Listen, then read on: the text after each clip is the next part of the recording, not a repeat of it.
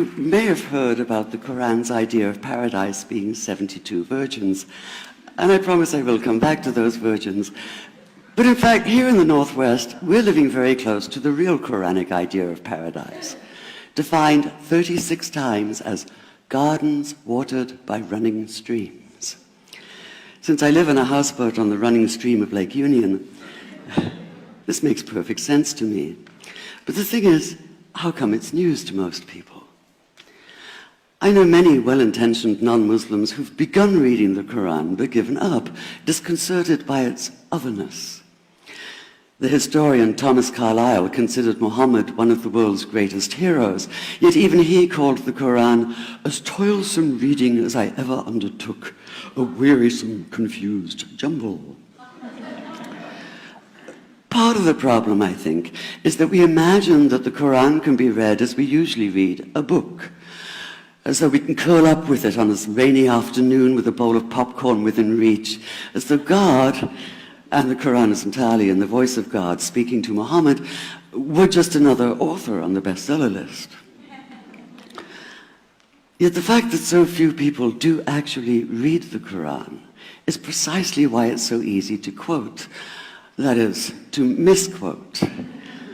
Phrases and snippets taken out of context in what I call the highlighter version, which is the one favored by both Muslim fundamentalists and anti-Muslim Islamophobes. So this past spring, as I was gearing up to begin writing a biography of Muhammad, I realized I needed to read the Quran properly as I could, that is.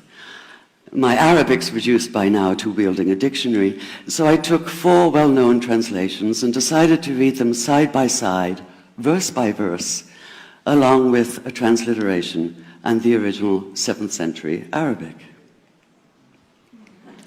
Now, I did have an advantage. My last book was about the story behind the Shia-Sunni split, and for that I'd worked closely with the earliest Islamic histories, so I knew the events to which the Quran constantly refers, its frame of reference. I knew enough, that is, to know that I'd be a tourist in the Quran, an informed one, an experienced one even, but still an outsider, an agnostic Jew reading someone else's holy book. So I read slowly. I'd set aside 3 weeks for this project, and that, I think, is what is meant by hubris, because it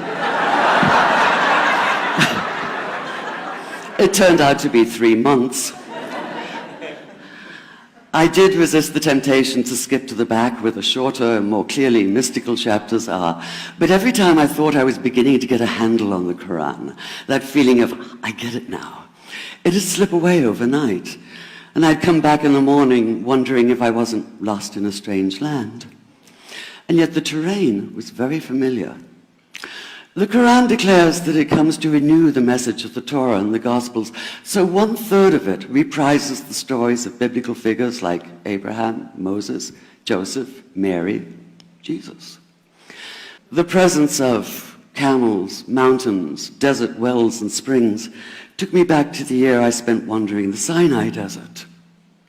And then there was the language, the rhythmic cadence of it, reminding me of evenings spent listening to Bedouin elders recite hours-long narrative poems entirely from memory. And I began to grasp why it's said that the Quran is really the Quran, only in Arabic. Take the Fatiha, the 7-verse opening chapter that is the Lord's Prayer and the Shema Israel of Islam combined. It's just 29 words in Arabic, but anywhere from 65 to 72 in translation. And yet the more you add, the more seems to go missing.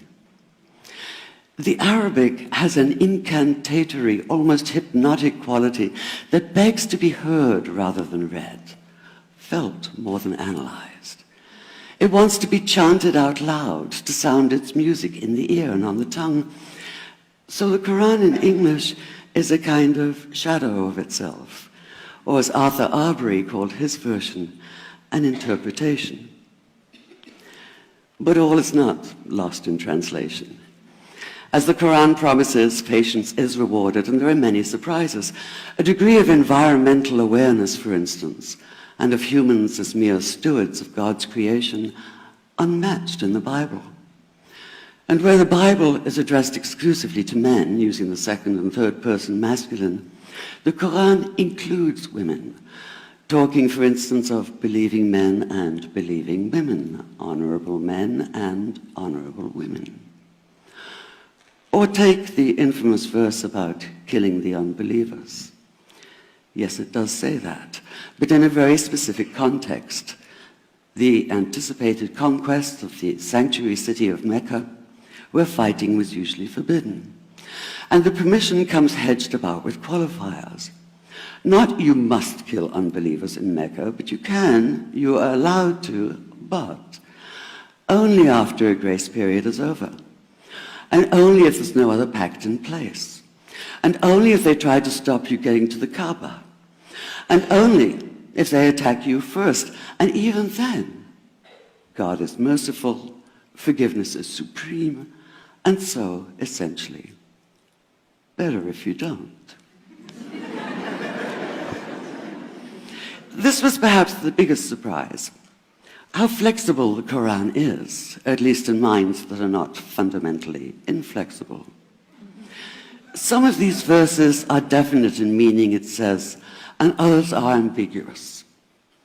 The perverse at heart will seek out the ambiguities, trying to create discord by pinning down meanings of their own.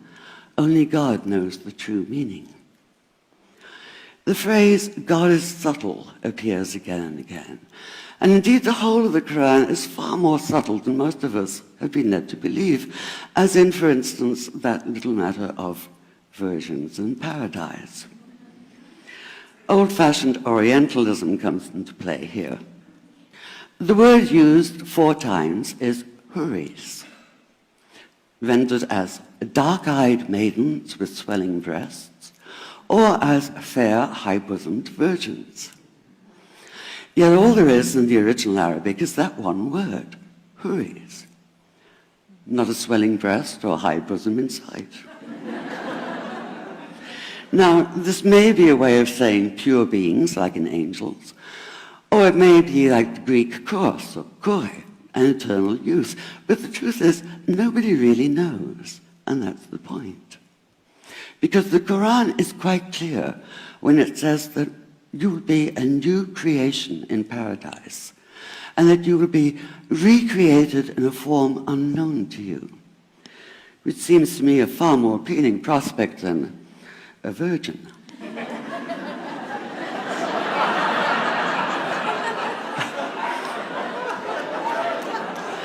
And that number 72 never appears. There are no 72 virgins in the Quran. That idea only came into being 300 years later, and most Islamic scholars see it as the equivalent of people with wings sitting on clouds and strumming harps. Paradise is quite the opposite. It's not virginity, it's fecundity, it's plenty, it's gardens watered by running streams.